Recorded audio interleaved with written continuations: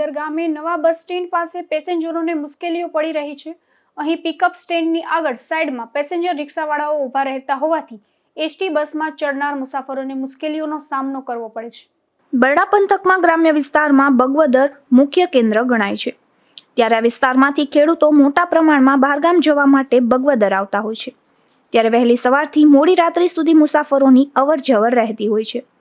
અહીંના બસ સ્ટેન્ડમાં અંદરના ભાગે મુસાફરોને બેસવા માટે વ્યવસ્થા રાખવામાં આવી છે, તેમજ લાઇટની પણ સુવિધા ઉપલબ્ધ છે, પરંતુ આ પિકઅપ સ્ટેન્ડના આગળના ભાગે રિક્ષાવાળાઓ લાઇન કરી દેતા હોવાથી એકમાર્ગીય રસ્તો બંધ થઈ જાય છે અને તેના પરિણામે મુસાફરોને બસમાં ચડવામાં મુશ્કેલી પડી રહી છે। અહીં પ્યાગો રિક્ષાઓ લાઇનમાં ઊભી રહેતી હોવાથી બસને ઊભવામાં પણ મુશ્કેલી પડે છે, જેને લઈને એસટી બસ પિકઅપ સ્ટેન્ડથી આગળના ભાગે ઊભે છે। ત્યારે વહેલી તકે પોલીસ દ્વારા આ સમસ્યાનું નિરાકરણ કરાય તેવી માંગ ઉઠી છે। ધીરુભાઈ નિમાવત, ગુજરાત ન્યૂઝ, બગવદર।